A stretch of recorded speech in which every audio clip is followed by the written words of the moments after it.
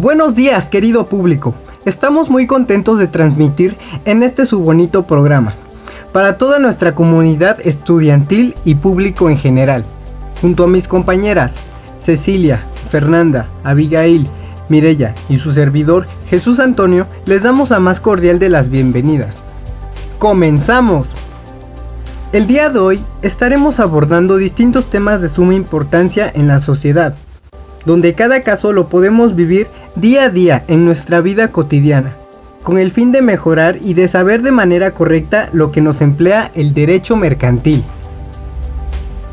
Los temas a tratar y tomar en cuenta son títulos de crédito, que según nos indica el artículo 5 de la sección primera de la Ley General de Sociedades Mercantiles, que son títulos de crédito, los documentos necesarios para ejercer el derecho literal que en ellos se consigna. La naturaleza de los títulos de crédito. Lo que nos da a entender por naturaleza que estos son documentos privados de una naturaleza ejecutiva, porque son suficientes para comprobar a favor de su titular legítimo.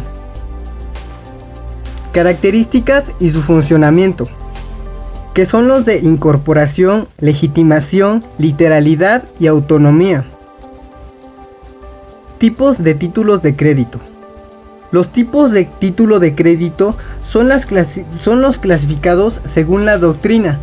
Títulos de crédito públicos y privados, nominados e innominados, únicos y con copias simples y complejas, principales y accesorios complejos e incomplejos, individuales y seriales, de crédito y de pago abstracto y casuales, de crédito, participación y representativos, nominativos, a la orden y al portador, títulos a la orden, títulos al portador.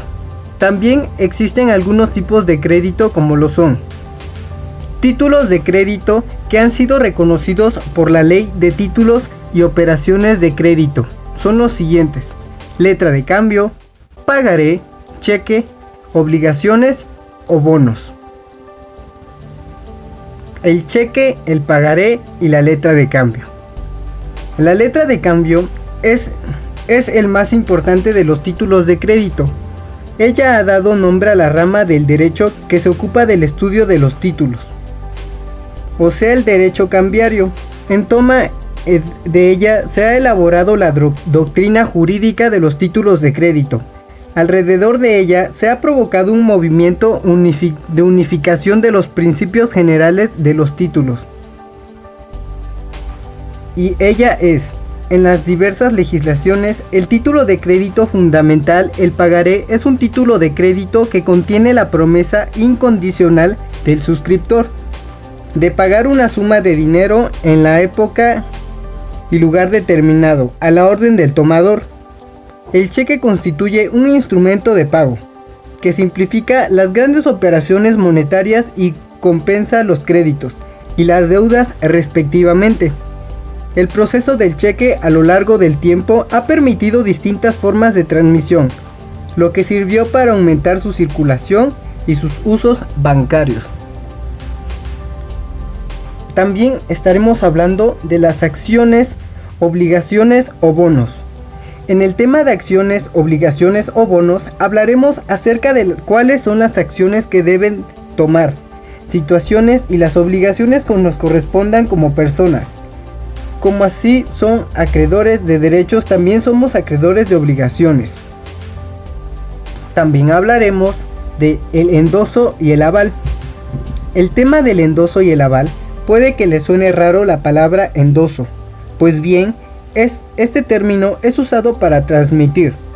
Por ejemplo, si usted le ha expedido un cheque y por X o Y motivo no pudo ir a cobrarlo, usted puede transmitir el derecho para que otra persona vaya por usted.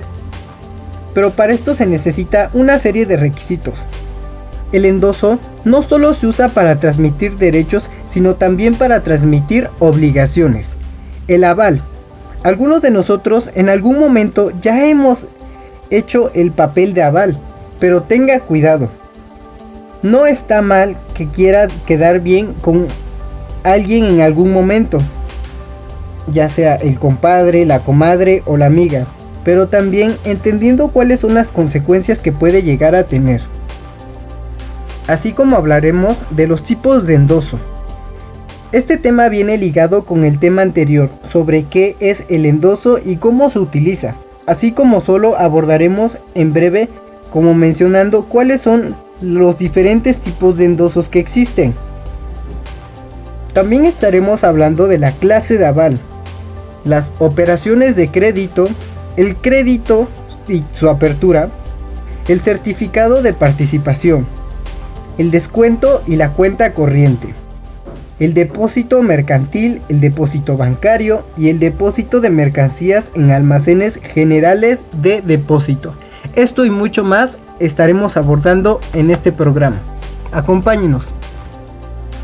Compañero Jesús, entonces, ¿nos podrías explicar qué es y en qué consiste un título de crédito?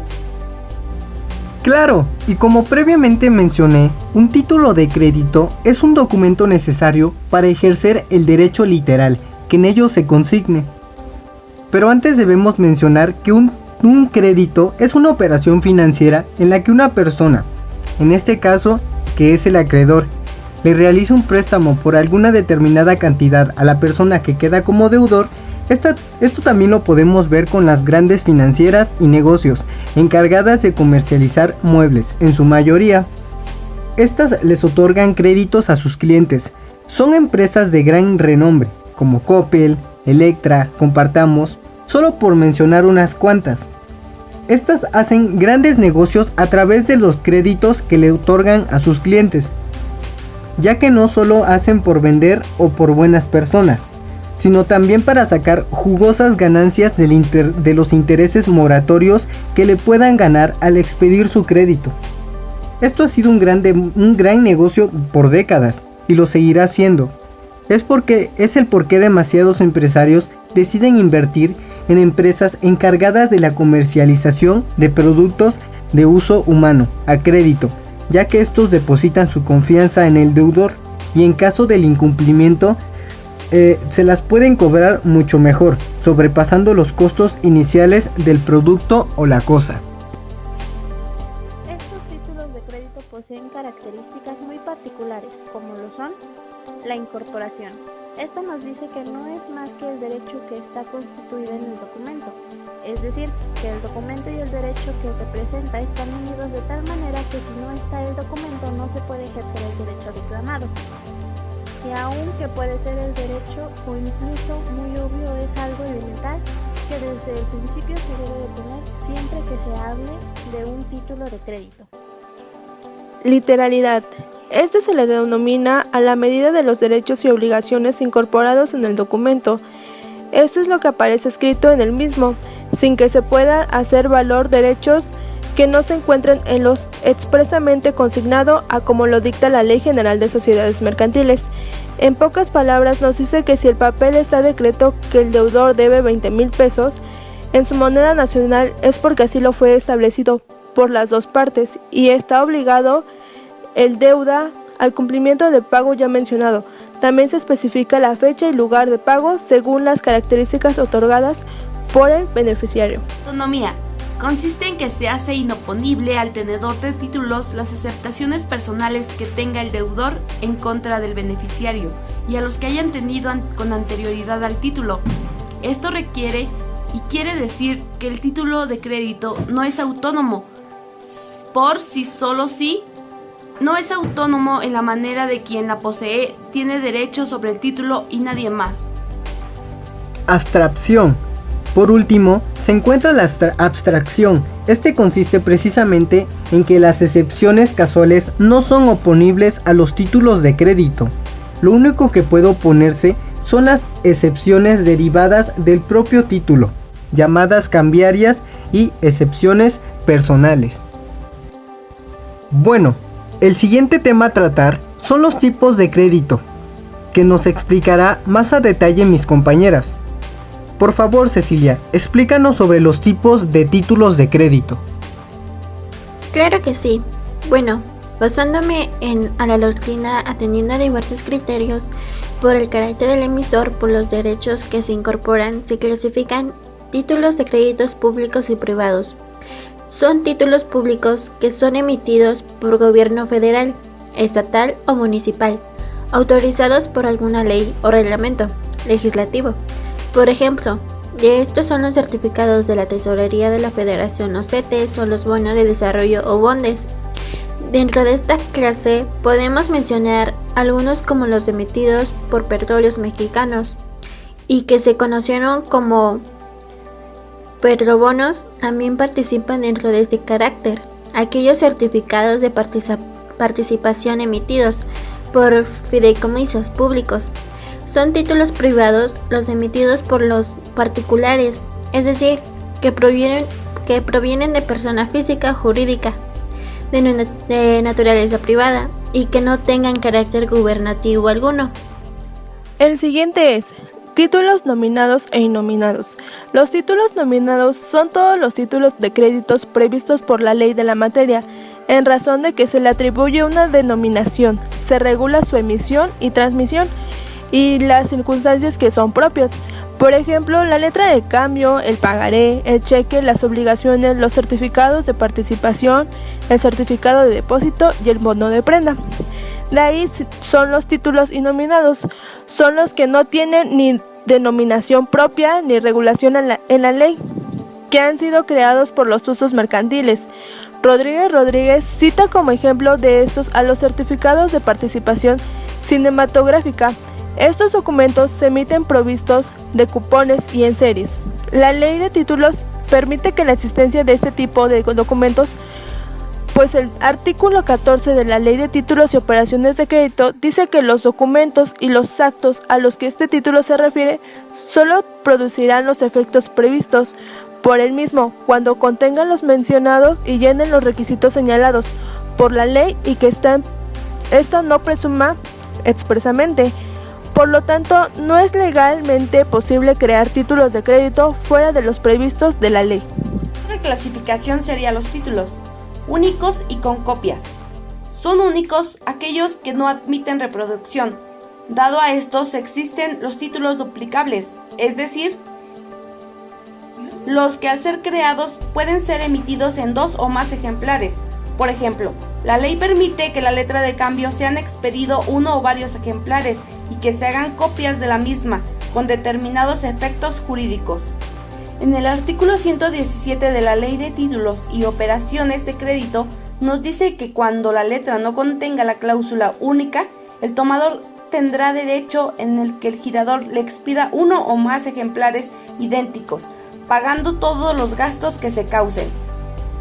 Estos ejemplares deberán contener en su texto la indicación primera, segunda y así sucesivamente según sea el orden de su expedición. A falta de esa indicación, cada ejemplar se considerará como una letra de cambio distinta. Cualquier otro tenedor podrá ejercitar ese mismo derecho por medio del endosante inmediato, quien a su vez habrá de dirigirse al antecedente, y así sucesivamente hasta llegar al girador. Los endosantes y avalistas están obligados a reproducir sus respectivas suscripciones en los duplicados de la letra. En el artículo 122 de la Ley de Títulos y Operaciones de Crédito nos dice que el tenedor de una letra de cambio tiene derecho a hacer copias de la misma. Estas debe reproducir exactamente que la original con los endosos y todas las enunciaciones que contengan, indicando hasta dónde se termina lo copiado. La siguiente clasificación son los títulos simples y complejos.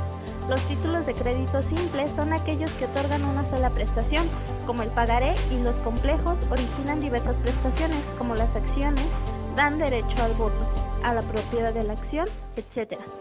Los principales y accesorios son los títulos de crédito principales, valen por sí mismos y no están bajo la dependencia de otro título, como una letra de cambio. Es el ejemplo si los títulos accesorios si están bajo otro título de crédito principal, como el certificado de depósito y su bono de prenda. Están los títulos completos e incompletos. En los títulos completos el derecho aparece íntegramente en el documento letra de cambio pagaré. Se habla de títulos incompletos cuando hay que recurrir al otro documento para conocer todo el contenido de derechos, acciones, obligaciones. Individuales y seriales. Depende de si existe un solo título por la totalidad del título crediticio o si existen varios títulos en serie consecutivos por una parte de la obligación objeto del título de crédito. Un solo título son individuales y varios títulos consecutivos son seriales. Son títulos de crédito individuales o singulares los que se emiten en cada caso, en una operación frente a una persona concreta.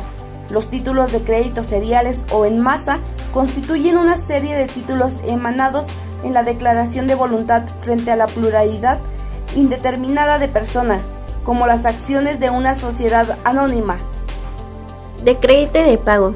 Son títulos de crédito para pago exclusivamente los cheques. Los de crédito son los títulos que representan una operación de crédito o el crédito mismo, como la letra de cambio o el pagaré. Abstractos y causales son creados o emitidos en virtud de una causa determinada, conocida con el nombre de relación fundamental o negocio subyacente. Tiene que ver con si el título se establece la razón o origen de la obligación o no. Si no se indica la causa, son abstractos. Si se indica, son causales. De crédito, de participación y representativos. Esto depende el objeto del título. Los créditos otorgan la facultad de cobrar un dinero. Los representativos otorgan la facultad de disponer de un derecho de prenda o propiedad. Y los de participación añaden el dinero, derechos de participación dentro de una vida en sociedad. El objeto de título determina su clasificación, es decir, son títulos de crédito en sentido estricto, aquellos que consignan un derecho o prestaciones en dinero, sea letra de cambio o pagaré. Son títulos de participación, lo que contienen y representan un conjunto de derechos diversos, una compleja situación jurídica, es decir, acciones. Son títulos representativos que consignan el derecho a la entrega de mercancías determinadas o determinados derechos sobre ella como certificados de depósito. Los títulos representativos de mercancía tienden a facilitar la circulación de tales bienes a través de simple circulación de documento. Por ejemplo, los certificados de depósito permiten la circulación económica de las mercancías.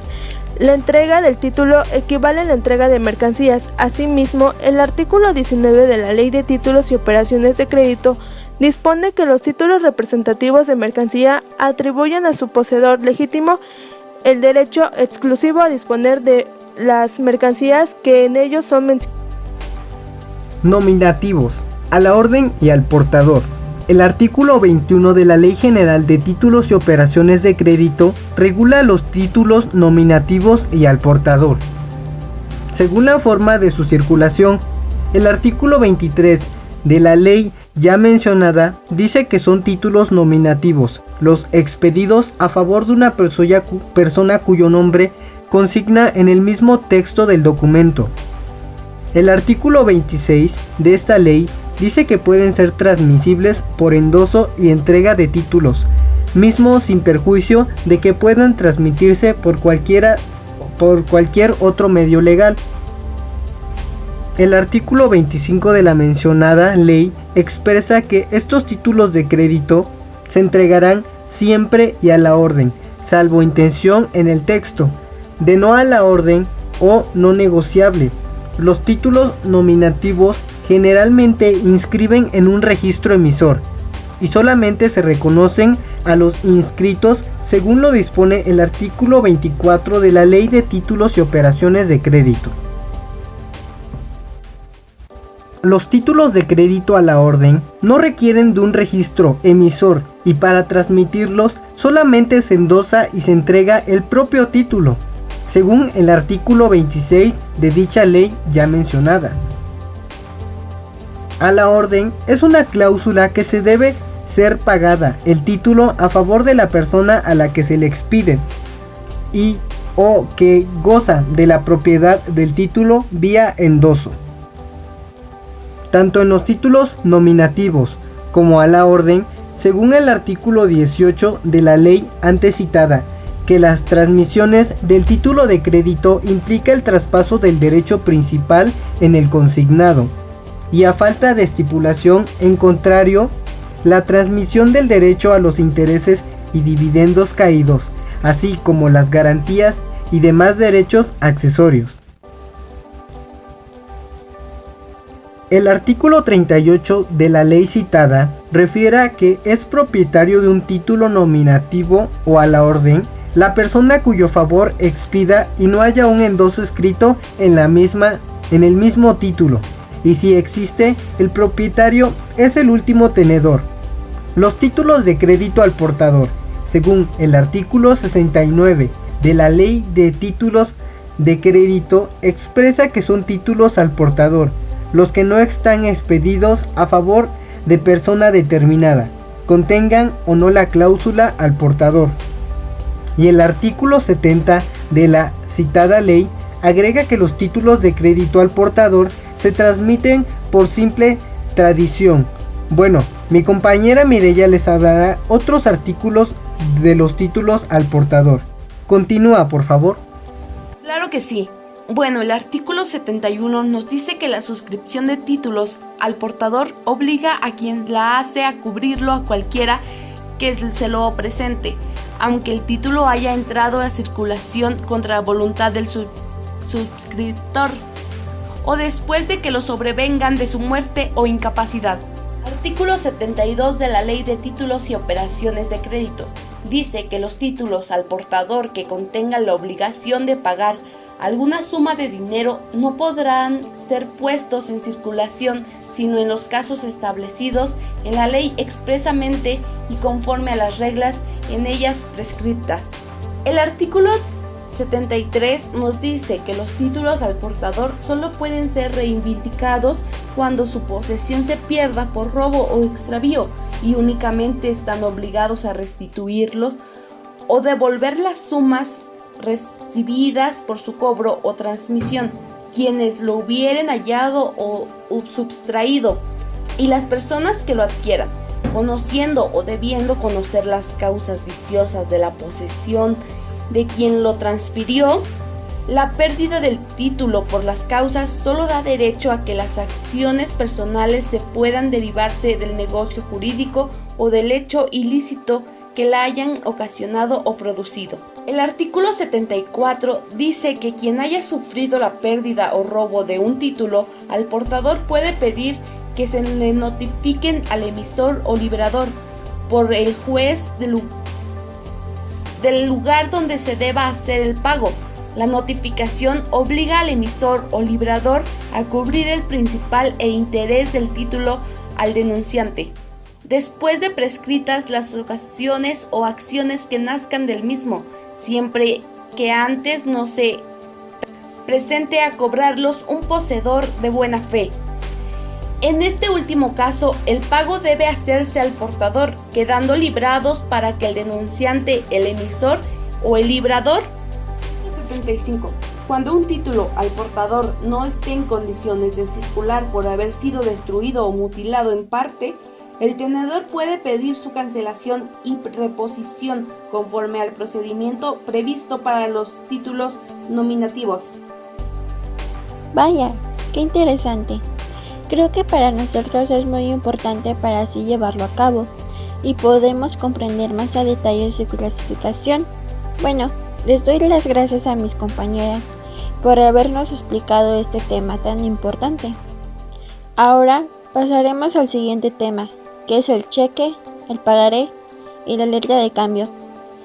A continuación, mi compañera Fernanda comenzará a hablarnos sobre la letra de cambio. Adelante, compañera. Gracias, compañero. Con mucho gusto les hablaré sobre la letra de cambio. La letra de cambio es el más importante de los títulos de crédito. Ella ha dado nombre a la rama del derecho que se ocupa del estudio de los títulos, o sea, el derecho cambiario. En torno a ella se ha elaborado la doctrina jurídica de los títulos de crédito. Alrededor de ella se ha provocado un movimiento de unificación de los principios generales de los títulos, y ella es en las diversas legislaciones el título de crédito fundamental. El girador es creador de la letra de cambio, que por su orden incondicional de pago a cargo de un girado, este pagará a un tercero. En el artículo 76 de la Ley General de Títulos y Operaciones de Crédito nos dice que debe contener 1. Mención. La fracción 1 dice que la letra deberá contener la mención de ser letra de cambio, inserta en el texto del documento. La mención es lo que los tratadistas llaman cláusula cambiaria, por medio del cual se ve claramente la intención del girador de crear precisamente un documento de naturaleza cambiaria. 2. Expresión del lugar, día, mes y año, en que suscribe la expresión del lugar. No es ahora un requisito de primera categoría, porque la letra de cambio, desvinculada ya del contrato de cambio, puede girarse sobre la misma plaza de su expedición. 3. La orden incondicional. Al girado de pagar una suma determinada de dinero. Este requisito es la parte medular de la letra de cambio, la que distingue a este título de cualquier otro que pueda asemejársele. La orden de pago debe ser incondicional, no puede sujetarse a condición alguna, ni a contraprestación. El contenido de la orden de pago debe ser una suma determinada de dinero. No será válido el documento que establezca una prestación diferente. 4. El nombre del girado. El girador es la persona a quien se dirige la orden de pago, aquel a quien se le ordena pagar. Este destinatario no es ningún obligado, sino hasta que acepta la letra de cambio. 5. El lugar y época del pago. Debe indicarse un lugar donde la letra debe ser pagada, que será ordinariamente el domicilio del girado, pero puede señalarse el pago de un tercero. Surge entonces la figura de domiciliatario, y con respecto a la época de pago se estudiará en el apartado siguiente. 6. El nombre de la persona a quien ha de hacerse el pago. Esta persona recibe el nombre de tomador o beneficiario y jamás podría realizarse al portador. 7. Las firmas del girador o de la persona que suscribe a su ruego o en su nombre. La ley no exige el nombre del girador, sino solamente su firma, y no admite otro medio para sustituirla, sino la firma de otra persona que suscriba a ruego o en nombre del girador. No se admitirá el uso de marcas o huellas digitales. Este título de crédito es básicamente formalista, que la Ley General de Títulos y Operaciones de Crédito le otorga, ya que su nombre y estructura jurídica es apegada a la propia ley, para poderse sustituir sus efectos legales. La letra de cambio contiene la orden incondicional de pago, una cantidad de dinero, siendo el girado el que paga por orden incondicional del girador una suma de dinero, en beneficio de un tomador, o sea que es a favor de una persona determinada. En el propio texto del título, según el artículo 83 de la ley antes mencionada, señalando fecha y domicilio, así como lugar de pago. La letra de cambio puede ser girada de 4 formas, pero en cualquier caso rige el principio de la unicidad del vencimiento, por el cual no se permiten los vencimientos sucesivos que nos muestran en el artículo 79 de la Ley General de Títulos y Operaciones de Crédito. A la vista quiere decir que el girado debe pagarla a su presentación. El girado no tiene la obligación cambiaria de pagar. Si paga es porque relaciones extracambiarias le inducen a hacerlo. Pero en este caso, de negarlo, el tenedor de la letra no tendrá ninguna acción contra él y deberá dirigirse para cobrar el valor del documento a cualquiera de los obligados. A cierto tipo de vista. Indica que se deberá presentar al girado para que éste acepte, y desde el momento de la aceptación comenzará a correr el plazo para el pago de la letra. A cierto tiempo de fecha. Indica que el plazo para el pago de la letra comienza a contar desde la fecha misma, desde su suscripción. A día fijo. El día de vencimiento se precisa en el documento. Si no se menciona uno en específico, se entiende que es pagadero a la vista. En el artículo 91 de la Ley General de Títulos y Operaciones de Crédito nos dice que la letra debe ser presentada para su aceptación en el lugar y dirección designados en ella al efecto. A falta de la indicación del director o lugar, la presentación se habrá en el domicilio en la que la residencia del girado. Cuando en la letra se señalen varios lugares para la aceptación, o se entenderá que el tenedor puede presentarla en cualquiera de ellos. La aceptación de la letra de cambio es el acto por medio del cual el girado estampa su firma en el documento, manifestando así su voluntad de obligarse al cambiante a realizar el pago de la letra. Una vez aceptada la letra, el aceptante se convierte en el principal obligado y se constituye en el deudor, cambiario de cualquier tenedor de la letra, incluso el girador. Bueno, ¿y alguien me podría explicar sobre la aceptación por intervención? Claro que sí, con mucho gusto. Bueno, desde los primeros tiempos de la letra de cambio se estableció la costumbre mercantil de que si el girador negaba la aceptación, un tercero, llamado interventor, podría presentarse y aceptar a fin de salvar la responsabilidad y el buen crédito de alguno o algunos de los obligados en la letra.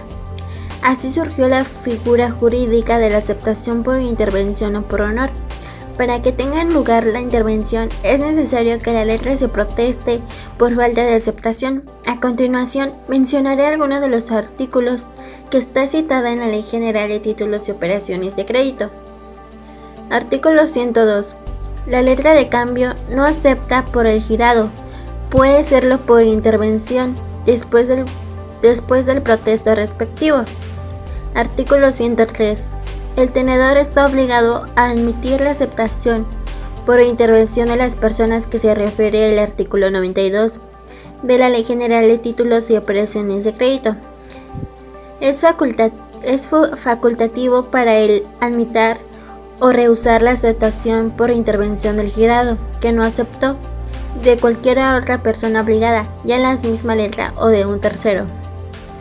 Artículo 104. Si el que acepta por intervención no designa a la persona en cuyo favor lo hace, se entenderá que interviene por el girador, aun cuando la recomendación haya sido hecha por un endosante. Artículo 105. La aceptación por intervención extingue la acción cambiaria por la falta de aceptación contra la persona en cuyo favor se hace y contra los endosantes posteriores y sus avalistas. Artículo 106. El aceptante por intervención queda obligado en favor del tenedor y de los signatarios posteriores a aquel por quien interviene. Ahora mi compañera Fernanda les hablará sobre el pagaré. Adelante, compañera. El pagaré es un título de crédito que contiene la promesa incondicional del suscriptor del pagar una suma de dinero en lugar y época determinados a la orden del tomador. El pagaré tiene como elementos al beneficiario y al suscriptor o aceptante pagar del crédito. Hay cobro de intereses por su crédito, es una promesa de pago y quiere decir que es un crédito documentado por varios pagarés. Si no se llega a pagar uno, se vencen los pagarés al mismo tiempo. Esto hace que los comerciantes gusten más de su pagaré. El pagaré también es conocido como vale o billete a la orden. Conforme al artículo 170 del pagaré, deberá contener los siguientes requisitos. 1. Mención de ser pagaré. 2. La promesa incondicional del pagaré, una suma determinada de dinero. Este requisito radica la principal diferencia con la letra de cambio. El nombre de la persona a quien ha de hacerse el pago. Esta persona recibe el nombre de tomado beneficiario y jamás podrá realizarse al portador. 4. El lugar y época del pago. Como vimos, debe indicarse un lugar donde la letra debe ser pagada, que será ordinariamente el domicilio del girador, pero puede señalarse el pago de un tercero. Surge entonces la figura del domiciliario y con respecto a la época de pago, vencimiento. Se sigue como lo estudiado en la letra de cambio. 5. Fecha y lugar en que se suscribe. 6. La firma del suscriptor o de la persona que suscribe a su ruego o en su nombre. La ley no exige el nombre del suscriptor, sino solamente su firma, y no admite otro medio para sustituirla, sino la firma de la otra persona se suscriba a ruego o en nombre del girador. No se admitirá el uso de marcas o huellas digitales. El pagaré debe cobrarse en domicilio señalado en el título de crédito y si no llegase a pagar, se deberá protestar por falta de pago. La falta de protesta produce la contusidad de tener contra endosantes, pero aquel no está obligado a protestar el pagaré para conservar sus acciones contra el suscriptor. Ahora mi compañera Abigail les mencionará algunos artículos del pagaré. Adelante. Claro. Artículo 171. Si el pagaré no menciona menciona la fecha de su vencimiento se considerará pagadero a la vista. Si no indica el lugar de su pago, se tendrá como tal el domicilio del que lo suscribe. Artículo 172.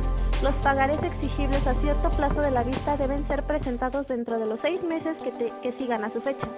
La presentación solo tendrá el efecto de fijar la fecha de vencimiento y se comprobará en los términos del párrafo final del artículo 82 de la Ley General de Títulos y Operaciones de Crédito, entre otros artículos. Pasamos con mi compañero Jesús Antonio, que nos dirá la diferencia entre la letra de cambio y el pagaré. Sí, bueno, las diferencias principales entre uno y otros títulos pueden concentrarse a los elementos personales y al contenido básico de cada uno de los títulos. Elementos personales. En la letra de cambio, los elementos personales son el girador, el girado y el tomador o beneficiario. En el pagaré son dos, el suscriptor y el tomador.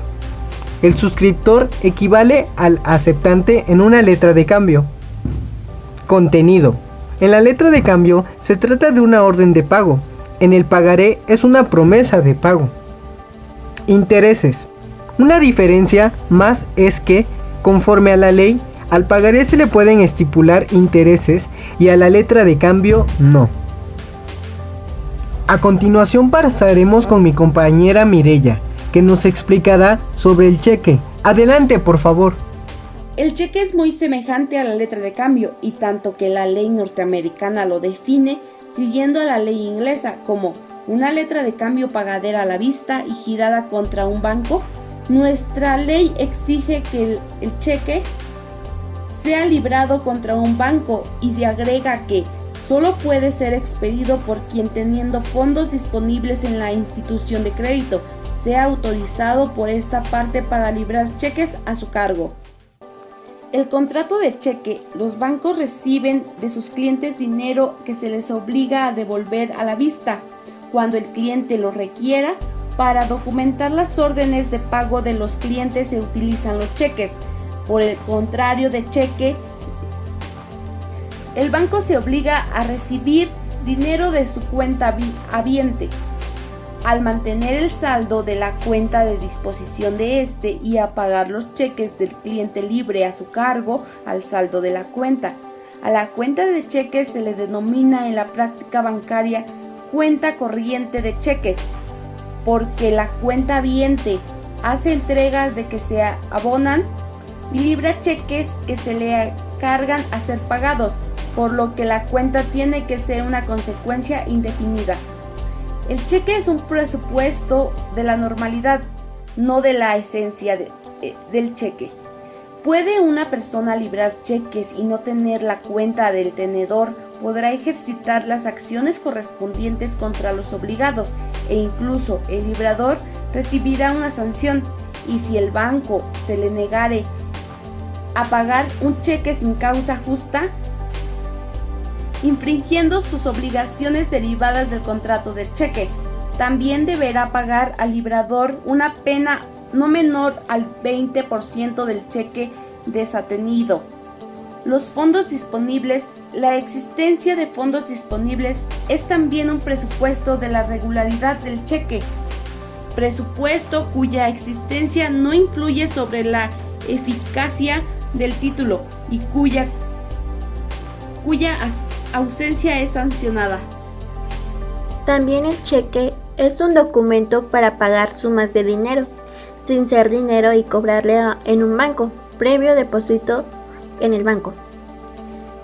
Siguiendo al autor Rodríguez y Rodríguez, ya que él se refiere al cheque como un documento valor dirigido a una institución de crédito, que es el banco, en el que se le da la orden incondicional de pago a la vista, una suma de dinero, a cuenta de la provisión de dinero previamente depositada.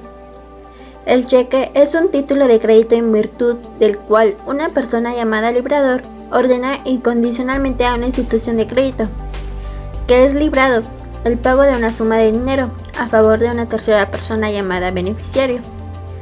En el artículo 175 nos dice que el cheque solo puede ser expedido a cargo de una institución de crédito.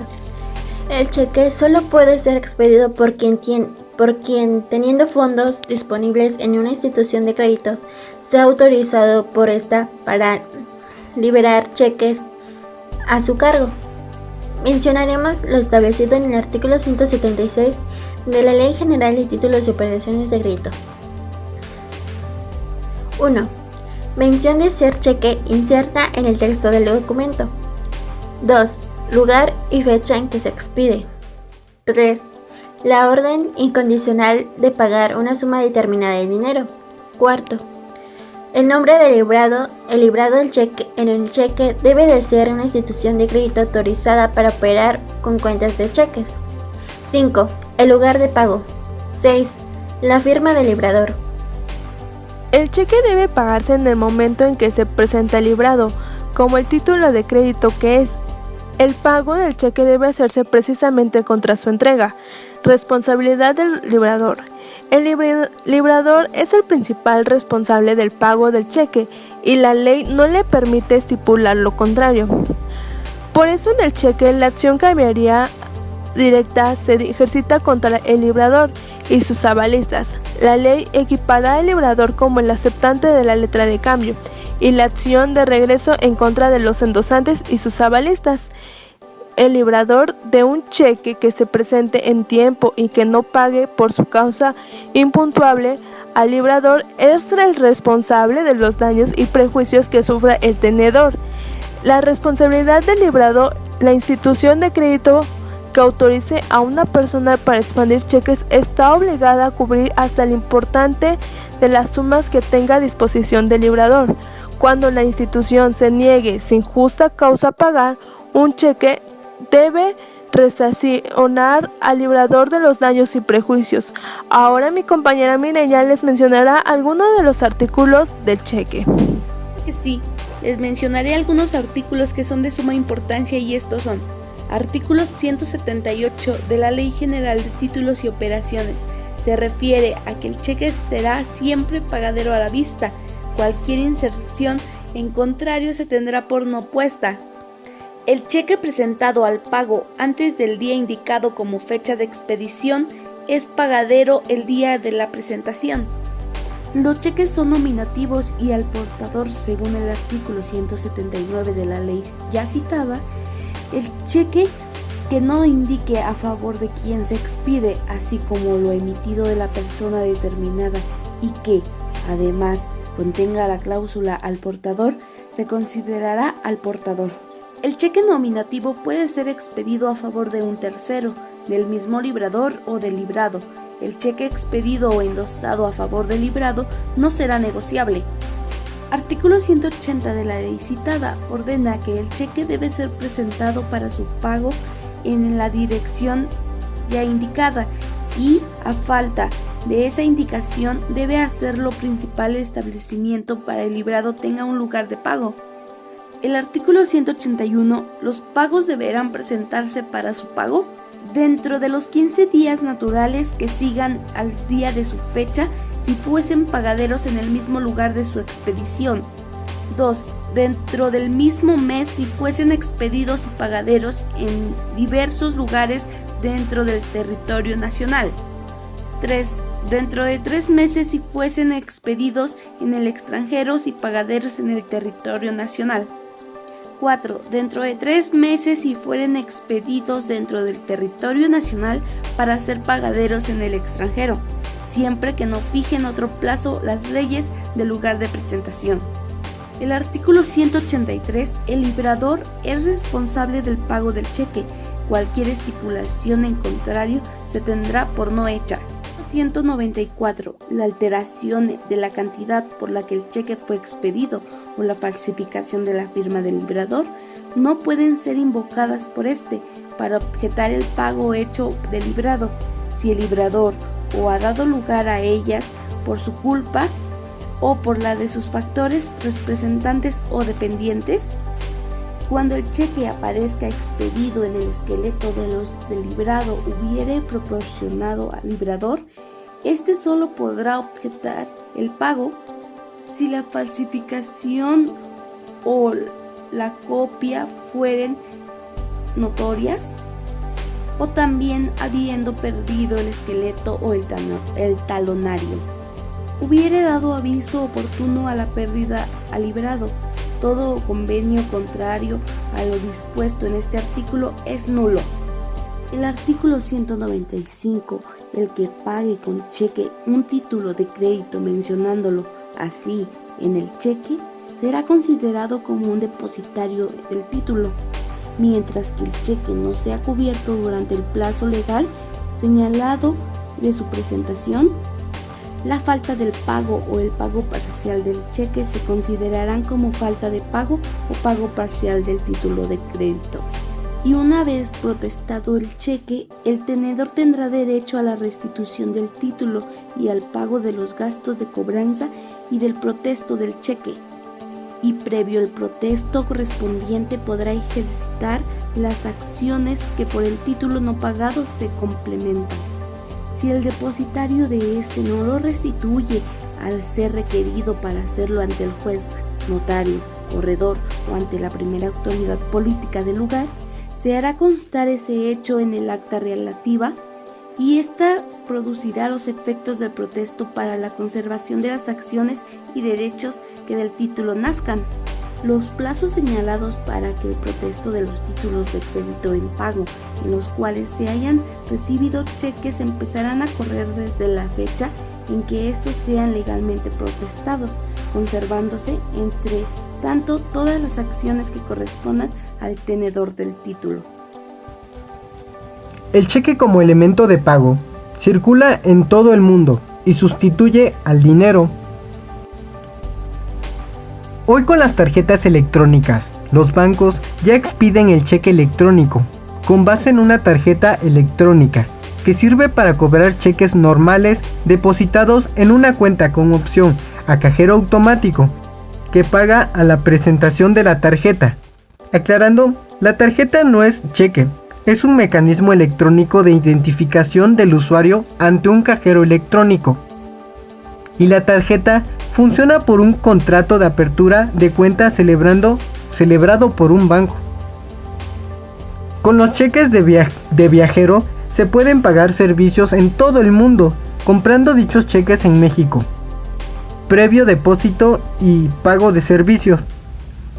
También de país a país se pueden transportar dinero con un cheque, aunque hoy se usan las transferencias electrónicas de país a país, donde hay cuentas de cheques previamente abiertas con sus respectivos bancos.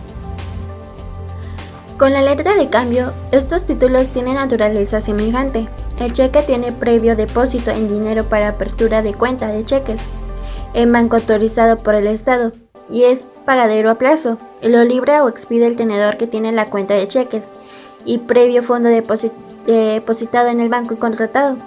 Y así, el banco tiene dicho fondo de dinero a disposición del librador. Se denomina saldo fondo, que designará al beneficiario ilegítimo tenedor y al presentarlo cobrará inmediatamente la cantidad indicada por el librador con previa firma de este. La letra de cambio es un crédito pagadero a un futuro que ordena un girador a un girado pagador a favor de un beneficiario. La ley menciona otros con características especiales. Cheque cruzado. Es el que el librador o tenedor cruzan con dos líneas paralelas y solo puede ser cobrado por una institución de crédito. Cheque para abono en cuenta. Insertado la cláusula para abono en cuenta produce la consecuencia de no poder ser cobrado en efectivo, sino que deberá ser abonado a la cuenta del tenedor. Cheque certificado. En este el librador exige al librado que lo certifique haciendo constar que tiene en su poder fondos suficientes para cubrir el cheque. Se realiza con palabras como acepto, visto o bueno escritas por el librado. Cheque de caja. Es un cheque expedido por una institución de crédito a sus propias dependencias. Cheque de viajeros. Son los expedidos por instituciones de crédito a su propio cargo y son pagaderos por otro de sus establecimientos en la República o en el extranjero. Compañeros, ahora hablaremos sobre el tema de acciones, obligaciones o bonos. Es usual que las compañías públicas necesitan suficiente capital para financiar sus proyectos, lo que resultaría imposible conseguirlos de un solo inversionista. Claro, mira, lo que se hace es conseguir a varios inversionistas con la emisión de títulos de crédito y es lo que se conoce como bonos y obligaciones, los cuales son comprados por el TF o MP, quienes son los prestamistas de quienes emiten las acciones y bonos. La compraventa de estos títulos de crédito se hace a través de la sección de remates de la bolsa de valores y en los bancos. Entonces, esta es la forma usual de obtener préstamos. Bajo estas condiciones, la empresa que emite los títulos se compromete a devolver ese dinero a través de una cantidad fija y constante, por concepto de intereses, mediante cupones adjuntos a los bonos y obligaciones. Así es, compañera Mireya.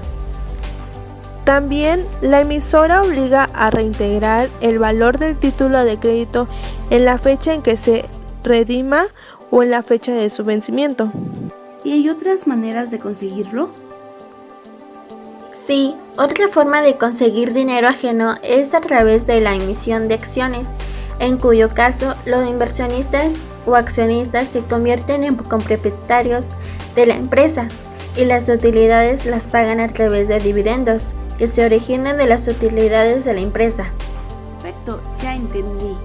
Hay infinidad de alternativas de inversión. Los inversionistas deben adquirir una cultura financiera o bien ser asesorados por expertos en la bolsa de valores para que esto les ayude a tomar una mejor decisión a la hora de invertir su dinero.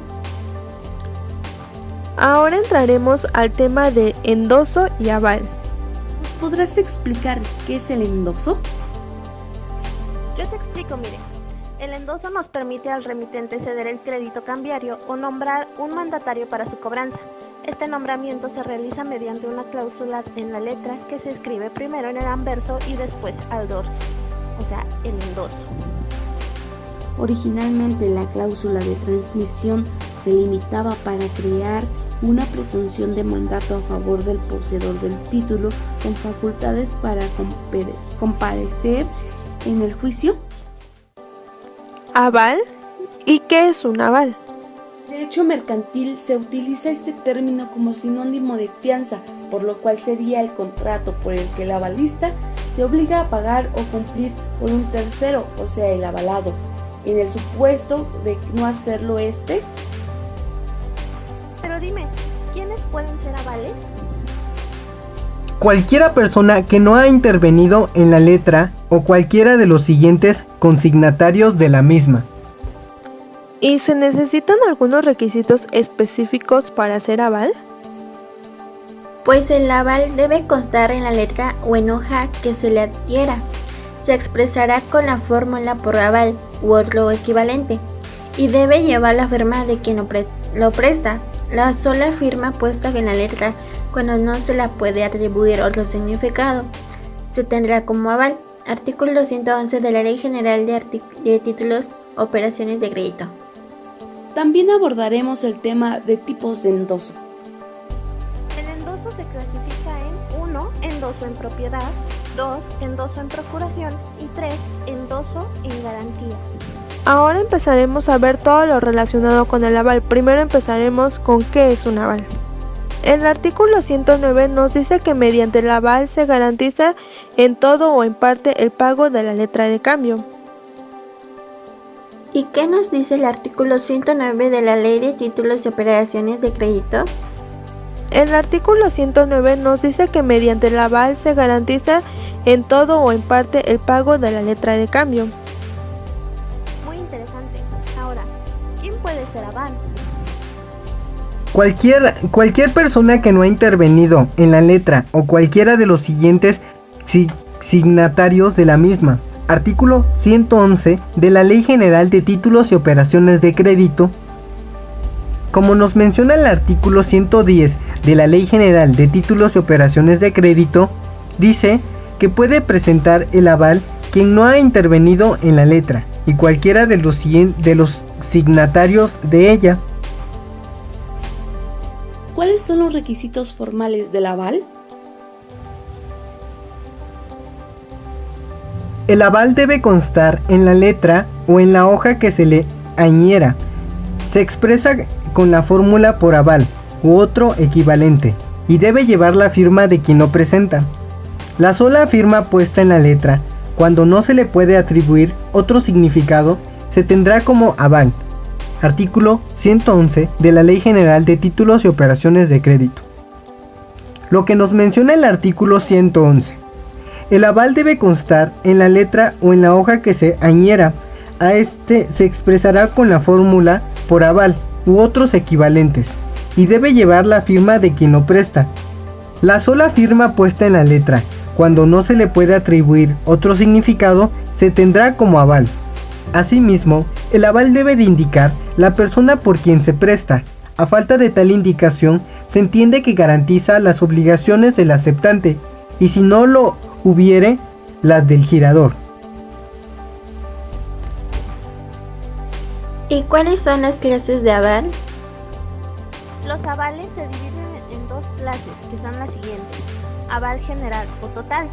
Se presenta cuando el avalista se compromete frente al acreedor cambiarlo al pago de la letra de cambio en la misma cantidad que el avalado. El aval parcial o limitado aparece cuando el avalista restringe su obligación a una cantidad inferior al importe total de la letra de cambio. En estos casos, el contenido que la obligación del avalista no se integra por el contenido de la ley del avalado, sino que se reduce en la forma consignada en el tenor escrito del aval. Aunque el precepto legal no menciona de manera expresa otras limitaciones que la relativa a la cantidad, al no exigirse que el aval sea puro y simple, podría llevar a pensar que se admiten los avales condicionados. Si no viene una cantidad señalada en el título de crédito, ¿el aval garantiza el pago de una cantidad? ¿Qué tipo de obligación adquiere el aval una vez que firma con ese carácter? El avalista queda obligado solidariamente con aquel cuya firma ha garantizado y su obligación es válida, aunque cuando la obligación garantizada sea nula por cualquier causa. ¿Contra quién tiene acción cambiaria el avalista? Son los mismos términos y condiciones a los que se encuentra sujeta la acción contra el avalista que contra el avalado. Ahora pasaremos al tema siguiente, que es operaciones de crédito. Compañera Cecilia, ¿me podrás decir por qué se llaman operaciones de crédito?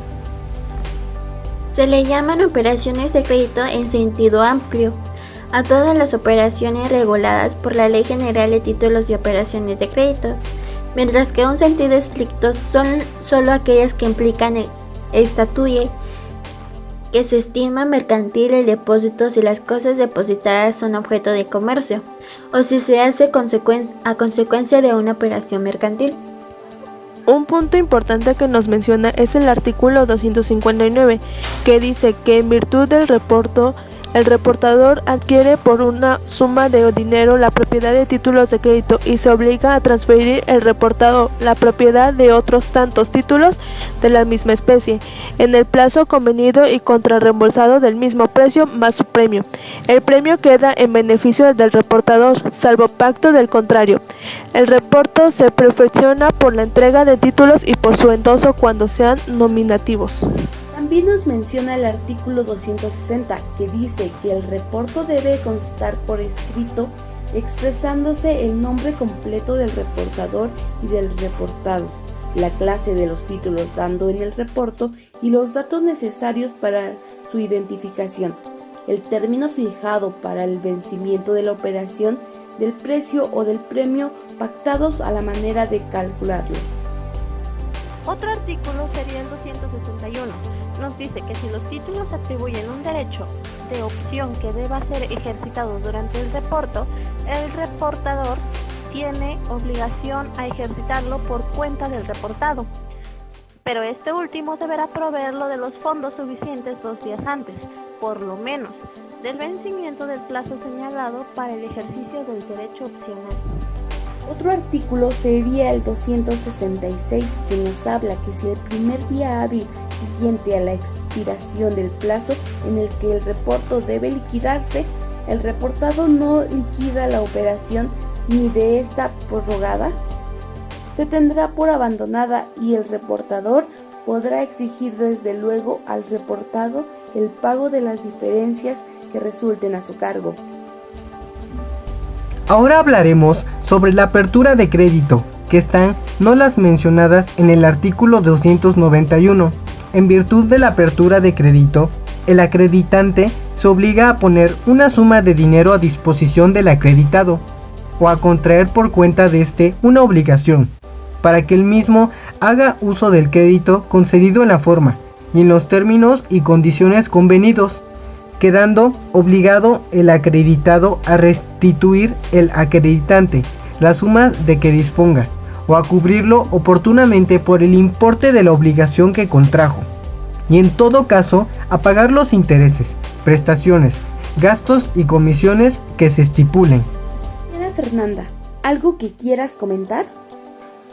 Sí, claro, mira, las partes que se fijaron límite al importe del crédito se entenderá salvo pacto en contrario, que en el que se quedan comprendidos los intereses, comisiones, gastos que deberán cubrir el acreditado. Y sí, el contrato no señala un límite a unas disposiciones del acreditado y tampoco es posible determinar el importe del crédito por el objeto a que se destina o en algún otro modo convenio de las otras partes. Se entenderá que el acreditante está facultando para fijar ese límite en cualquier tiempo. ¿Qué más nos puedes comentar de la apertura de cuenta, compañera Abigail? Te comento que la apertura de crédito en cuenta corriente da derecho al acreditado a hacer remesa antes de la fecha fijada para la liquidación, en reembolso parcial o total de las disposiciones que previamente hubiera hecho, quedando como facultado mientras el contrato no concluya, para disponer en la forma pactada del saldo que resulte a su favor. La apertura de crédito simple en cuenta corriente puede ser pactada con garantía personal o real. La garantía se entenderá extendida, salvo pacto en lo contrario, a las cantidades que el acreditado haga uso dentro de los límites del crédito. Bien, compañeros, es momento de introducirnos a un nuevo tema, el cual lleva por título certificados de participación. Disculpen, ¿alguno de ustedes ha escuchado este término o tiene idea de más o menos qué se trata? Déjame comentarte que estos son títulos que se representan una participación sobre un conjunto de bienes o valores y otorgan derechos sobre los productos que generen dichos bienes o valores. Exacto, compañera, pero vayamos un poco más despacio. Empecemos por desentrañar su significado. Tenemos de primera certificado, que viene del verbo certificar, el cual significa asegurar, afirmar o dar por cierto algo. Y tenemos la palabra participación, que viene del verbo participar, que a su vez significa tomar parte de algo o tener parte en una sociedad, negocio o socios de ellos. Entonces, podemos decir que un certificado de participación es un documento donde se da por hecho o cierto la participación de X persona en determinado evento, ¿no? Claro, así es. Nuestro propósito es que este tema quede lo más aclarecido posible. Entonces, me permito hacerles una pregunta. ¿Quién emite estos documentos? Los certificados de participación son emitidos por instituciones fiduciarias. Recuerden que ya hemos visto que en temas anteriores que estas instituciones son de crédito y cuentan con la autorización de la Secretaría de Hacienda y Crédito Público, la conocidísima CHCP, para admirar los bienes de un fideicomiso. Excelente respuesta, compañera. Yo quisiera añadirles que esta clase de documentos están regulados bajo nuestra Ley General de Títulos y Operaciones de Crédito. Si tienen su agenda mercantil de este año 2020, vayamos a la sección ya mencionada antes de la página 33.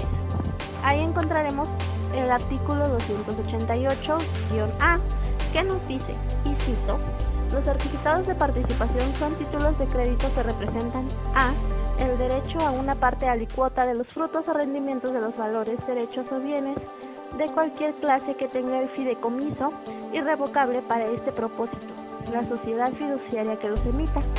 Y B, el derecho a una parte alicuota del derecho de propiedad o de la titularidad de esos bienes, derechos o valores.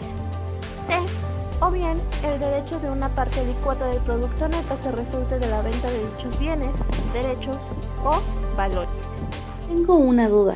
¿Qué significa la palabra alicuota? Podemos tomarla desde su sinónimo, que sería proporcional.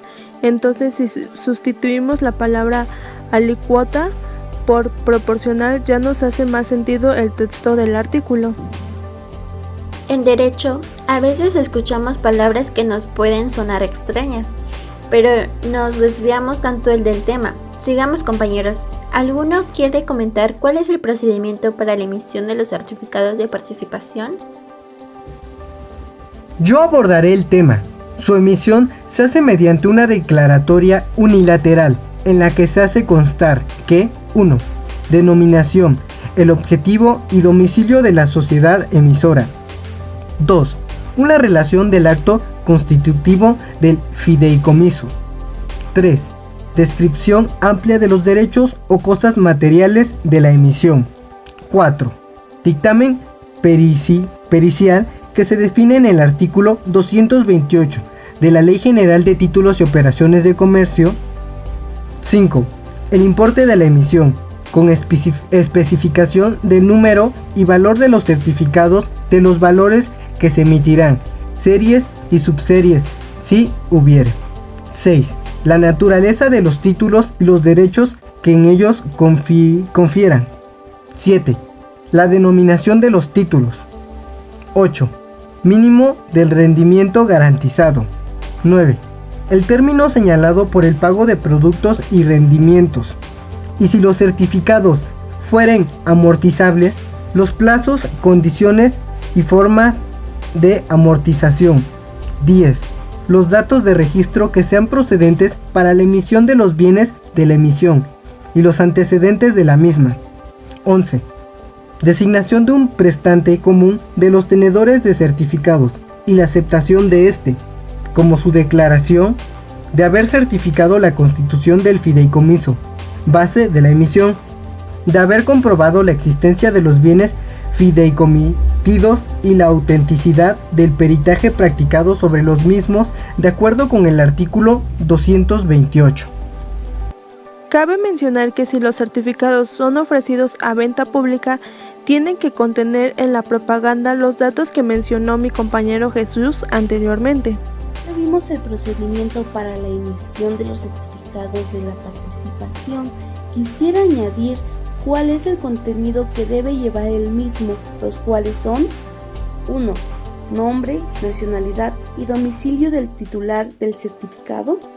2. La mención de ser certificados de participación y la expresión de ver si es ordinario o inmobiliario. 3. La designación de la sociedad emisora y la firma autógrafa del funcionario de la misma, autorizando para suscribir la emisión correspondiente. 4. La fecha de expedición del título. 5. El importe de la emisión con especificación de número y del valor nominal de los certificados que se emitan. 6. En su caso, el mínimo del rendimiento garantizado. 7. El término señalado para el pago de productos o de rendimientos y del capital, los plazos, condiciones y la forma en que los certificados han de ser amortizados. 8. El lugar o modo de pago.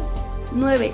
La especificación, en su caso, de las garantías especiales que se constituyan para la emisión, con expresión de las inscripciones relativas en el registro público. 10.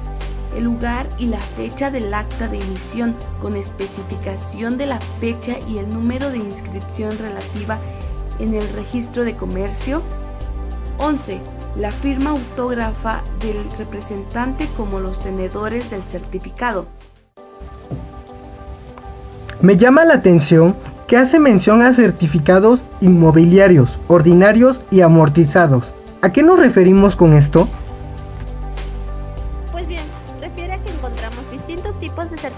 certificados y como mencionaba Mireya sin querer, de su explicación nos damos cuenta que existen estos tipos, los cuales son 1. Certificado de participación amortizable, título que da a su tenedor, además del derecho a una parte alícuota de los frutos o rendimientos correspondientes, el del reembolso del valor nominal de los títulos. 2. Certificado de participación no amortizable, título en que la sociedad emisora no es obligada a pagar el valor nominal a sus tenedores en ningún tiempo. 3. Certificado de participación inmobiliario, documento en que los bienes fideikomitidos, materia de emisión, son inmuebles. Y 4. Certificación de participación ordinario, documento en que los bienes fideikomitidos, materia de emisión, son muebles. En estos certificados, al igual que otros títulos de crédito, existe la figura del representante común de los tenedores. Este obrará como mandatario de estos y tiene diversas obligaciones y atribuciones. Algunas de ellas son: 1. Verificar el acto constitutivo del fideicomiso, base de la emisión. 2. Comprobar la existencia de derechos o bienes dados en fideicomiso. 3. Autorizar con su firma los certificados que se emitan. 4. Ejercitar todas las acciones y derechos que al conjunto de tenedores de certificados correspondan por el pago de intereses o del capital debido, o en virtud de las garantías señaladas para la emisión. 5. En su caso, asistir a los sorteos. 6. Convocar y presidir la Asamblea General de Tenedores de Certificados y ejecutar sus decisiones. Que existe una Asamblea General de Tenedores de Certificados, de la participación que representa un conjunto de los mismos y que tienen un régimen legal similar al de la Asamblea de Accionistas. Y encontramos una referencia a estos en el mismo artículo que mencionábamos, el artículo 228 de nuestra Ley de Títulos de Operaciones y de Comercio. Además de que se pueden aplicar en forma general las normas establecidas en la Ley General de Sociedades Mercantiles. Me parece interesante que menciones a la Ley General de Sociedades Mercantiles. Esperemos pronto traer ese tema a nuestro podcast, pero por ahora sigamos con nuestro tema, con el tema del descuento y la corriente. Claro, iniciamos definiendo que la cuenta corriente en materia mercantil es un contrato celebrado donde existe una relación continuada de negocios. De sus relaciones nacen créditos y deudas recíprocas que se van creando sucesivamente. Es un tema relativamente corto y las especificaciones las encontraremos a partir del artículo 302 de nuestra Ley General de Títulos y Operaciones de Crédito, hasta el artículo 310. Compañera Mireya, ¿puedes darnos una introducción a estos artículos? Por supuesto. Nuestro artículo 302 nos dice que, en virtud del contrato de cuenta corriente, los créditos derivados de las remesas recíprocas de las partes se anotan como partidas de abono o de cargo en una cuenta, y solo el saldo que resulte y la clausura de esta cuenta constituye un crédito exigible y disponible. El contrato de cuenta corriente tiene importantes diferencias con determinadas operaciones bancarias que también utilizan el término de cuenta corriente.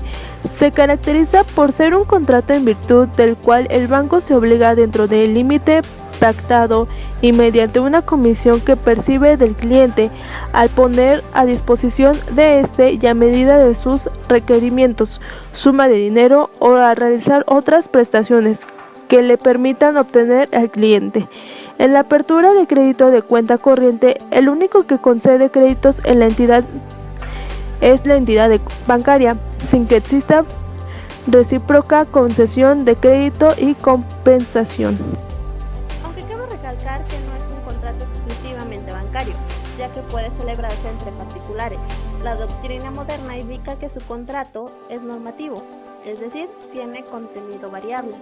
Observamos sus elementos que pueden ser personales. Estos son los cuentacorrentistas, donde ambos se confieren un crédito de manera recíproca y convienen que el crédito a cargo de cada uno no pierda su exigibilidad, con el fin de que solo sea exigible el saldo final y los elementos objetivos. que lo conforman las remesas recíprocas de las cuentacorrentistas, motivando una anotación en la cuenta corriente para producir un crédito contra alguna de las partes. A lo ya mencionado, añadámosle la determinación del saldo al cierre de la cuenta, que son las anotaciones del debe y el haber. Buscan establecer un saldo definitivo y parcial a la época del cierre. Tomemos en cuenta también a los intereses. Todos los valores del débito y crédito producen intereses legales o los que las partes hubiesen estipulado. Estos corren desde que los créditos se incorporan al saldo. Quisiera pasar a nuestro siguiente tema, que sería el descuento, y les doy una definición súper rápida para poder visualizarlo más a fondo después. Pues bien, el contrato de un descuento es el acuerdo por el cual un acreedor cede un derecho de cobro sobre una deuda con vencimiento futuro, a cambio de su contraparte, una entidad financiera, le realiza un pago en el presente. Pero empecemos por lo más básico, por definir descuento, que tiene como significado acción y efecto de descontar, que a su vez se entiende como disminuir una cantidad o rebajar el precio de un producto o servicio. Claro, ni el agua, compañera. Por mi parte, quisiera aperturar el tema dando las características del contrato de descuento, por las cuales comienzan con 1. El banco descuenta los intereses que se generarían desde el pago del adelanto hasta su vencimiento de la deuda. Así, el importe que recibe el cedente es menor al principal del préstamo. Lo anterior quedará mejor explicado con un ejemplo más adelante. 2. Además, los intereses de una entidad financiera también cuenta y descuenta como comisiones y otros gastos. 3. Si el deudor no paga al descontante, el cedente deberá hacerlo en su lugar. A esto se le reconoce como cláusula, salvo buen fin. Dicha condición marca una diferencia con respecto a la cesión de créditos, donde puede o no existir la responsabilidad solidaria del acreedor. 4. El descuento puede efectuarse sobre las letras de cambio, pagaré, créditos ordinarios o incluso cupones de acciones. Esto último son títulos que acreditan en el derecho a cobrar dividendos o que pueden ser negociados. 5. Los créditos cedidos no pueden haber vencido ni estar en litigio. El descontante puede acercarse a otra entidad financiera para cederle sus derechos de cobro. Esto a cambio de una contraprestación del presente. Dicha operación se conoce como redescuento.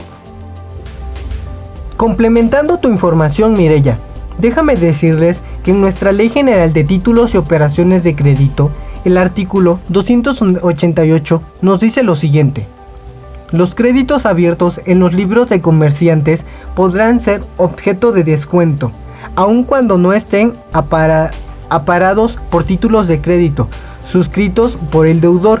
Siempre se reunirán las siguientes condiciones: que los créditos sean exigibles a término o con previo aviso fijos, que el deudor haya manifestado por escrito su conformidad con la existencia del crédito, que el contrato de descuento se haga constar en póliza, a la cual se adicionarán las notas o relaciones que expresen los créditos descontados, con mención del nombre y domicilio de los deudores, del importe de los créditos, del título de interés pactado y de los términos y condiciones del pago. Que el descontatario entregue al descontador las letras giradas a la orden de este y a cargo de los deudores en los términos convenidos para cada crédito. El descontador no quedará obligado a la prestación de estas letras para su aceptación o pago, y solo podrá usarlas en caso de que el descontatario lo faculte expresamente al efecto y no entregue al descontador por su vencimiento el importe de los créditos respectivos. Vaya, gracias por cederme la palabra. Ya hasta empezaba a pensar que ya era algo personal. Ustedes saben, soy el único hombre, pero bueno, continuaremos. Aquí tienen una clasificación según su naturaleza. Encontramos dos tipos, los cuales son comerciantes. Cuando el documento descontado existe como consecuencia de una operación mercantil, este es el caso, por ejemplo, de una letra de cambio que se acepta de una venta a crédito. El siguiente serían financieros. Si el documento descontado no tiene detrás ninguna transacción, sino ha sido emitido exclusivamente para obtener financiamiento del banco. Y como realmente es poco, les quiero mencionar por último que los elementos personales que son el descontador, en este caso el banco, y el descontatario del título, que viene siendo el cliente del banco, nosotros los mortales. Fíjate que según he leído, esta práctica cambiaria no es tan popular en nuestro país, México. Ahí para que lo tengan en cuenta si es que les favorece, claro está. Y demos un salto dramático a nuestro siguiente tema, que son los depósitos. E iniciemos con el depósito mercantil, como lo indica nuestro programa del día de hoy. El contrato de depósito deviene contrato mercantil cuando concurren las siguientes circunstancias: que el depositario sea comerciante, que las cosas depositadas sean objeto de comercio y que el depósito constituya por sí una operación mercantil o se haga como antecedente o consecuente de una operación mercantil. Es habitualmente retribuido, normalmente se realiza sobre dinero, títulos, valores y mercancías en general. Puede hacerse depósito de numerario, con o sin especificación de monedas. Tengo otra definición que a mi consideración vale la pena mencionar, y es que estos contratos del depósito se constituye desde que se recibe la cosa ajena con la obligación de guardarla y de restituirla, aunque solo se trata de un contrato de depósito mercantil cuando la finalidad esencial de las partes sea precisamente esa custodia. Además, no se permite el uso del bien depositado, sino únicamente la guarda y custodia. Ambas definiciones me parecen correctas, pero en esta ocasión vamos al principio de nuestra Agenda Mercantil 2020. En el inicio tenemos el Código de Comercio. Nos dirigimos entonces al artículo 332 hasta el artículo 339, que nos dicen y cita. Artículo 332. Se estima mercantil el depósito si las cosas depositadas son objeto de comercio o si se hacen a consecuencia de una operación mercantil. Artículo 333. Salvo pacto en contrario, el depositario tiene derecho a exigir retribución por el depósito, la cual se arregla a los términos del contrato y su defecto a los usos de la plaza en que se constituye el depósito. Artículo 334. El depósito queda constituido mediante la entrega, el depositario de la cosa que constituye su objeto. Artículo 335. El depositario está obligado a conservar la cosa objeto del depósito, según la reciba, y al devolverla los documentos si lo tuviera cuando el depositario se lo pida. En la conversación del depositario responderá el depositario en los menoscabos, daños y prejuicios que las cosas depositadas sufren por su malicia y negligencia. Artículo 336. Cuando los depósitos sean de numerario con especificación de las monedas que la constituyan, o cuando se entreguen cerrados y sellados, los aumentos o bajas que su valor experimenten serán de cuenta del depositante. Los riesgos de dichos depositantes corren a cargo de depositarlos, siendo de su cuenta con los daños que sufran si no prueban que ocurrió por fuerza mayor o en caso fortuita insuperable.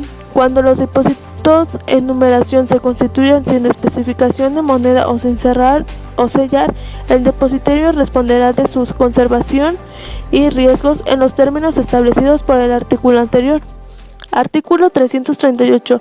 Siempre que se asentimiento del depositante pudiese el depositario de las cosas que fuesen objeto del depósito, ya para sí o sus negocios, ya para operaciones que aquel le encomendare, cesarán los derechos y obligaciones propias del depositante y depositario, surgiendo los del contrario que se celebrará. Si usted se pregunta por qué nos no dio lectura en los artículos 337 y 339 es porque estos están actualmente derogados. En cuenta que el depósito nunca constituye una operación de comercio y el carácter mercantil proviene de la adscripción de tráfico peculiar en un empresario especialmente cualificado para recibir depósitos. De aquí seguimos aclarar cuáles son los requisitos y las características que deben contener, donde encontramos que para que el depósito sea mercantil se refiere a que ocurran simultáneamente tres requisitos. 1. Que el depositario sea comerciante. 2.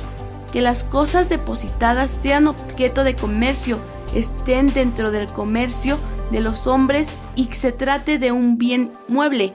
3. Que el depósito constituya por sí mismo una operación mercantil o se haga como causa o a consecuencia de operaciones mercantiles. Las características que debe reunir el contrato del depósito para considerarse depósitos mercantiles son los siguientes supuestos. 1. En el que el depositario es un empresario identificado del mercado y de depósitos y el depositante es un empresario que precisa la custodia de las mercaderías. 2.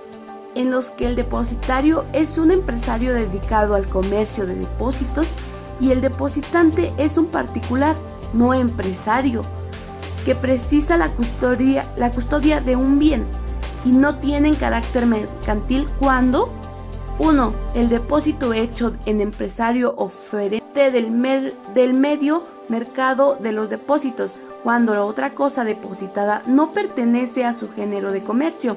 2. El depósito hecho en un particular por un empresario. 3. El depósito hecho en particular por otro particular.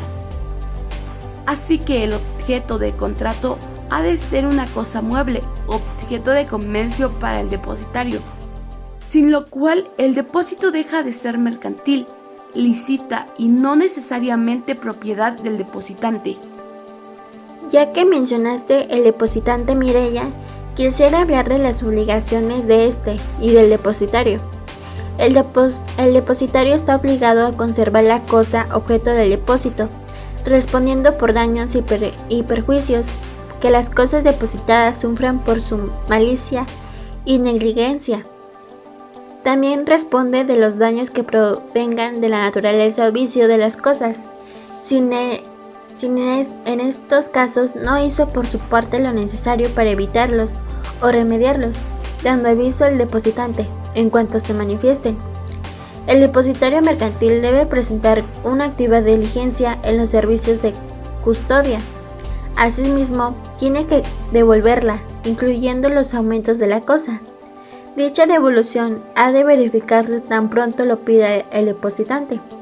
Si se ha designado un lugar de devolución, el depositario debe llevar a él la cosa depositada, siendo los gastos de traslado a cargo del depositante.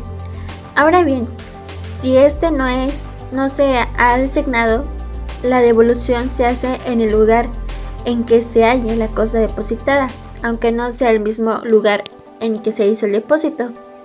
Como garantía para el depositario, si solicitada la devolución de la cosa depositada, el depositante no hubiera pagado el precio, los gastos extraordinarios ocasionados por razón del depósito. El depósito podrá negarse a devolver la cosa depositada, a no ser que se le garantice el pago mediante caución suficiente. Este derecho subsistirá mientras el depositario conserve en su poder los bienes depositados. Y en las obligaciones del depositante encontramos la única obligación del depositante es el pago de la remuneración pactada, teniendo en cuenta que si las partes no han fijado una retribución, se regulan según los usos del lugar en el que el depósito se haya constituido. Así, compañeras, concluimos este tema y nos adentramos a otro, que es el depósito bancario.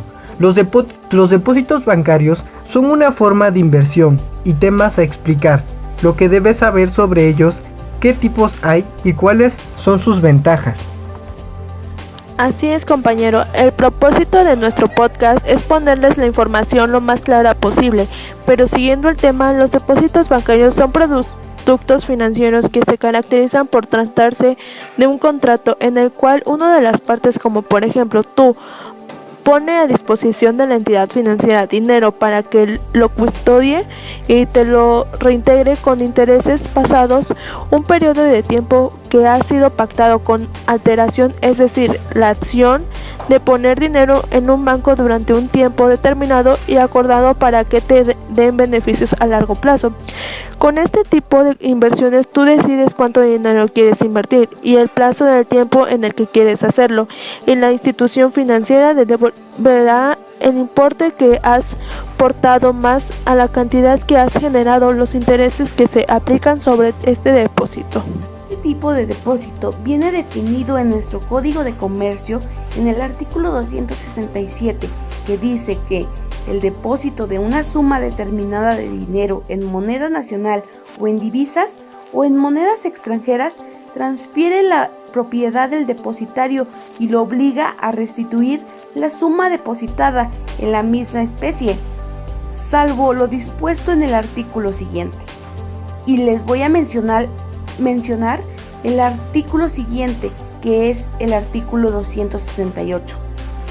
Artículo 268. Los depósitos que se constituyan en caja, saco o sobre cerrado no transfieren la propiedad al depositario o a su retiro quedará el sujeto a los términos y condiciones que el contrato mismo se señalen. Ahora yo quiero mencionarles las ventajas y desventajas de estos depósitos. Primero mencionando lo que nos emociona, que son las ventajas. 1. Normalmente se consigue una buena rentabilidad sin preocuparte por los posibles riesgos a los que se puede enfrentar tus ahorros. 2. Cuanto mayor es el plazo fijo, mayor es la rentabilidad que se va a obtener por el depósito bancario. 3. La contratación acostumbra a ser cómoda y fácil. Hay bancos y entidades financieras que lo permiten hacer en su oficina o por internet. 4. En principio todo depósito bancario está protegido por el Fondo de Garantía de Depósitos. 5. La inversión de un depósito bancario está garantizada a no ser que se produzca un impago por parte de la entidad financiera. Si esto pasara, debes ponerte rápidamente en contacto con Conducef. Y en sus ventajas, que son realmente pocas, debes considerar, encontramos las siguientes. 1. Puede que el banco o entidad financiera te cobre algunas comisiones en el momento de la contratación. 2. Si realizas una cancelación anticipada, lo más seguro es que haya alguna penalización. Y 3. El dinero se queda inmovilizado. No lo puedes usar antes de la fecha de vencimiento del contrato de depósito. Si lo haces, seguramente te cobrarán comisiones o penalizaciones. Yo les mencionaré los tipos de depósitos. Recuerda que si vas a solicitar alguno, debes ir acorde a tus necesidades. Siguiendo los tipos de depósitos son: 1. Depósito a la vista. Con este tipo de depósito puedes disponer de tus ahorros en todo momento sin asumir muchos riesgos. Lo único que no obtienes rentabilidad alta. Con los depósitos a la vista puedes adquirir otro tipo de servicios como tarjetas, domiciliación de recibos u otras cosas. Existen dos tipos de depósitos a la vista, que son: 1. Cuenta corriente. Este es un producto bancario en el que como cliente puedes acceder a tu dinero en cualquier momento. A veces no se obtienen intereses y se acostumbran a ser bajos. 2. Cuenta de ahorro. Es como una cuenta corriente con la diferencia que te ofrece menos facilidades para realizar ingresos y pagos. Presentan unos tipos de interés más elevados. Normalmente van asociados a una libreta de ahorro donde pueden ver los movimientos de la cuenta. También tenemos depósitos a plazo. Estos son productos en que tú como usuario mantienes tu dinero en la entidad durante un tiempo determinado a cambio de condiciones, ventajas e intereses a tu favor. Los beneficios que generan pueden ser en forma de una tasa fija o variable. Además, puedes decir también si quieres recibir el dinero de forma periódica o al final del contrato. Esto siempre queda estipulado en las condiciones que has pactado con la entidad en el momento de firmar el contrato. Muy bien, compañeros, ha sido una plática realmente enriquecedora, pero hemos llegado a nuestro tema final, que es depósito de mercancías en almacenes generales de depósitos. Como una rápida definición, encontraremos que los almacenes generales de depósitos son entidades dedicadas al almacenamiento de bienes o mercancías bajo su custodia, amparados y certificados de depósito. Además, otorgan financiamiento tomando como garantía los bienes bajo su custodia. Así es, compañera. Estos son conocidos también como organismos auxiliares de crédito, que tienen por propósito al almacenar, los cuales tienen por objeto el almacenamiento, valiendo a la redundancia, la guarda o conservación, manejo, control, distribución o comercialización de bienes o mercancías bajo su custodia, o que se encuentran en tránsito, y también pueden emitir los certificados de depósito sobre bienes y mercancías almacenados en bodegas que no forman parte de sus instalaciones. A esas bodegas se les denomina habilitadas, pero con la seguridad de que forman parte de un almacén general de depósito. Estos almacenes son los únicos facultados para expedir certificado de depósito y son responsables de las mercancías que amparen dichos documentos, considerando así que el certificado de depósito se pueden otorgar como garantía de créditos contratados con instituciones de crédito. Entonces, por ejemplo, práctico diríamos que así, yo cliente voy a depositar mis mercancías a un almacén general del depósito y este a su vez me tiene que expedir el certificado de depósito o abono de prenda, siendo este último opcional, cuando a solicitud del depositante se emitan como no negociables los certificados de depósitos. Así es. Estos almacenes están fundamentados legalmente por nuestra Ley General de Títulos y Operaciones de Crédito, en el artículo 280, salvo el caso a que se refiere el artículo siguiente. Los almacenes generales están obligados a restituir los mismos bienes o mercancías depositados en el estado en que los hayan recibido, respondiendo solo su conservación aparente y de los daños que se deriven de su culpa. Y mencionemos el siguiente artículo para que nos quede un poco más claro cómo viene estipulado en la ley que mencioné al principio. Artículo 281. Los almacenes pueden recibir en guarda mercancías o bienes genéricamente designados con obligación de restituir otros tantos de la misma especie y calidad, siempre que dichos bienes o mercancías sean de calidad, tipo o que no de serlo. Pueden conservarse en almacenes en condiciones que aseguren su autenticidad, una muestra conforme a la cual se efectuará la restitución. En este caso, los almacenes corresponden no solo a los daños derivados de su culpa, sino aún de los riesgos inherentes a las mercancías, efectos material del depósito. Y si quieres más detalles, puedes consultar su Agenda 2020, desde los artículos ya mencionados hasta el artículo 287 de la citada Ley General de Títulos y Operaciones de Crédito. Asimismo, en nuestro país, México, si nos dirigimos a la página de Gobierno de México, nos indica que el alcance de sus actividades está en función del nivel que tengan autorizado. Aquí encontramos que se tienen en consideración 4 niveles, los cuales son: nivel 1, exclusivamente almacenamiento agropecuario o pesquero; nivel 2, almacenamiento de bienes o mercancías de cualquier clase, a excepción del régimen de depósito fiscal y otorgamiento de financiamiento; nivel 3, almacenamiento de bienes o mercancías de cualquier clase y mercancías destinadas al régimen de depósito fiscal; y por último el nivel 4, que además de las actividades citadas en los niveles anteriores, otorgan financiamiento con garantía sobre los bienes o mercancías recibidas en depósito.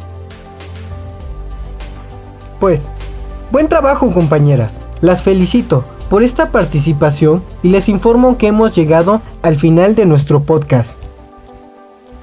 Compañeros y queridos escuchas, no me queda más por decir que a lo largo de esta transmisión pudimos aprender diferentes conceptos que en un principio no sabíamos. Pudimos reflexionar desde qué es un título de crédito y para qué nos sirve en la vida laboral y cotidiana. Ahora ya sabe, si usted realiza un préstamo, es fundamental elaborar ya sea una letra de cambio, pagaré o cualesquiera según el caso. Así sea un préstamo de 500 pesos, es para poder tener el derecho sobre lo prestado y poder tener una prueba clara de lo que prestaste. Están los títulos de crédito. También ya sabemos cómo se conforman los cheques, pagarés y letras de cambio.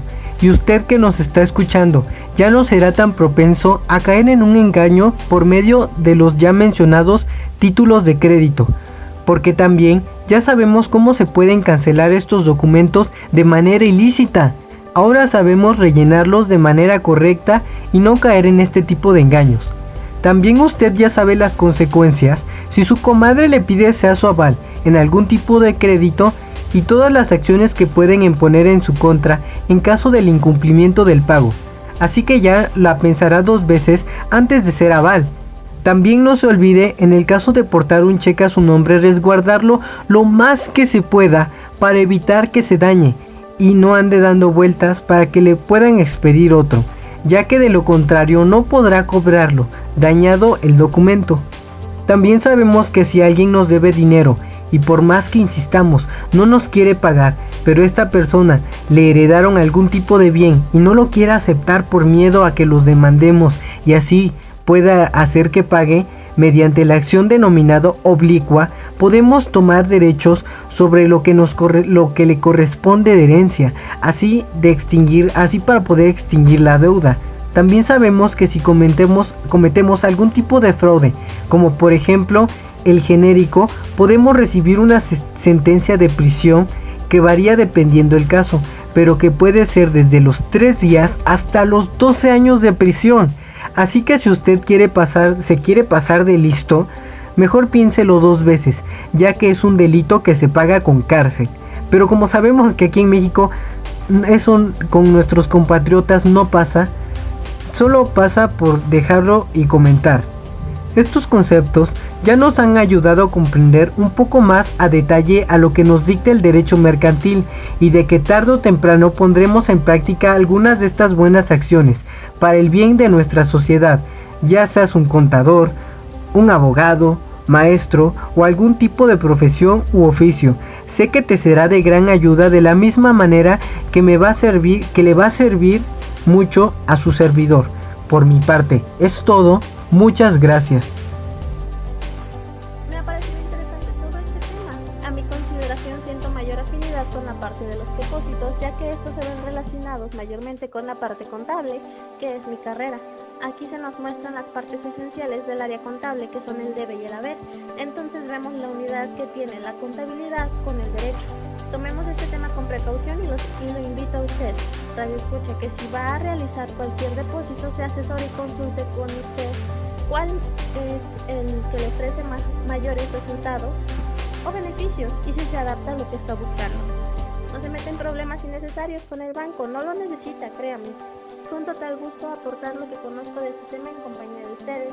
Los estaré viendo en nuestro siguiente podcast.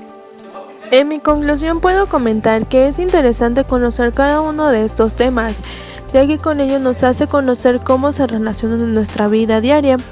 En las clases de avales puedo decir que es muy necesario tomar muy en cuenta esto, ya que hay ocasiones en el cual por no conocer para qué es un aval nos llega a afectar.